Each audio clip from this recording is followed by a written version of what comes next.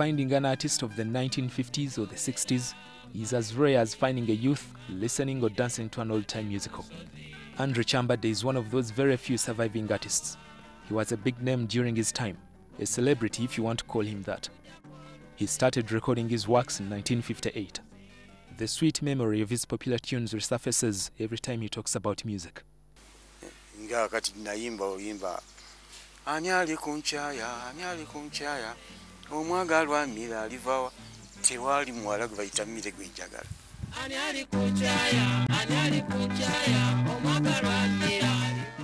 Love songs became popular with time, but musicians quickly learned to compose works talking about other issues beside love.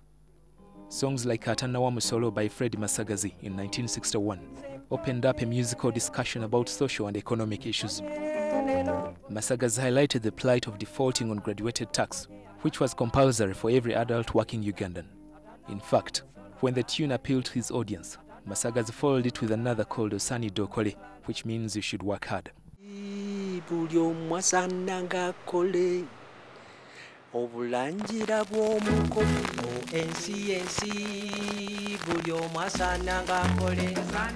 The style of music then was Kadongo Kamu. Kadongo Kamu means that a person would play guitar and sing along, although this was not exactly what musicians were doing. There were full bands that played for musicians in studio and during performances. The Buganda anthem called Ekitiibwa kya Buganda, composed by the late Reverend Polycarp Kakooza in 1939, was on a professional record before many of the known works by Ugandans. This song and church music were the only ones that belonged to their own genre. Otherwise, the rest of the Ugandan music was Kadongo Kamu.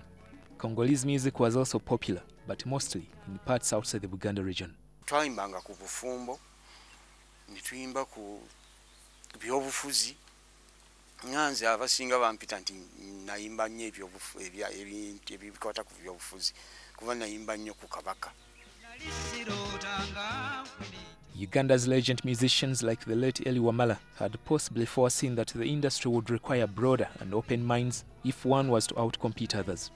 Wamala, a very skilled guitarist and vocalist, blended the Kadongo Kamu style of music with a variety of genres to make his own brand of music that would later place him among Uganda's most competent musicians.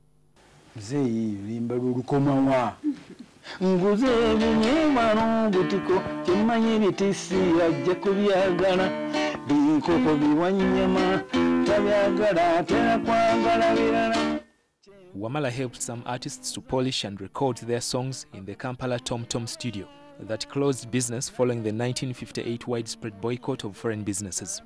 Musicians resorted to go to Nairobi in Kenya, where they would record and sell their rights. In the early 70s, some musicians sang about the turbulent politics of the 60s. Danny Mugula, for example, came out strongly on the 1966 crisis in his song Mutesa Taliyo. In the song, Mugula laments over Milton Obote's act of attacking the King's Palace at Lubiri Mengo. This song has remained popular to date.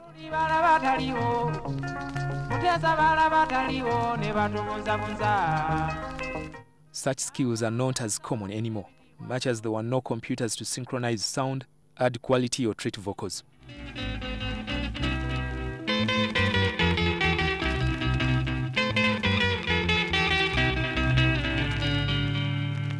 I've played music for 40 years, and every day you put on the music, you can feel the musicality within the song. But we lack a lot of musicality in the songs of today. That's why the songs of today cannot last for so long a time. Some musicians sang songs that praised Idi Amin, but their political comments would not go beyond the praises.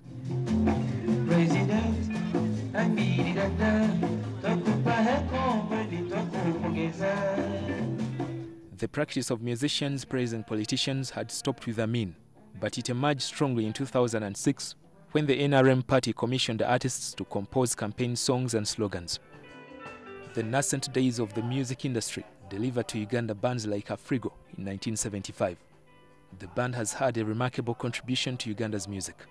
Other notable artists are Eli Wamala, Eklas Kawalia, Danny Mugula, Polycarp Kakooza, Dr. Simeon Kayua, Jimmy Katumba, Fide Bongole Lutaya, Hamani Basude, Livingstone Kasozi, Paul Kafero, among others.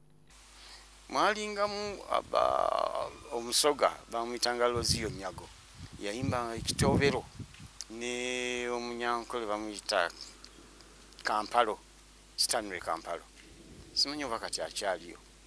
The late 90s, computers and music recording software became common, and some professionals argue that this was the start of the fall of music in Uganda. Most musicians, when they tour, they go to fellow Ugandans and perform to fellow Ugandans. You hardly go and see any Ugandan artist or star going to Wembley or whatever show to sing live, because we cannot reach those standards. We need to fight a lot so that we can come to international standards.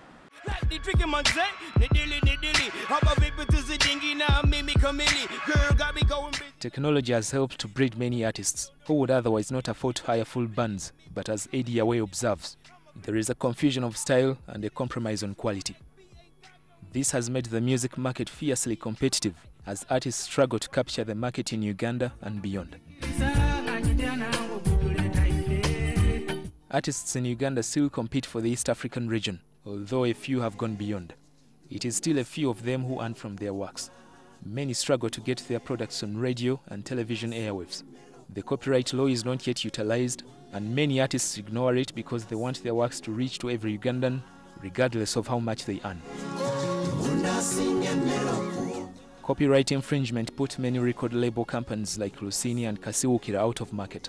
Successful artists are those who can arrange a performance or an album launch. Frank Walisimbi, NTV. We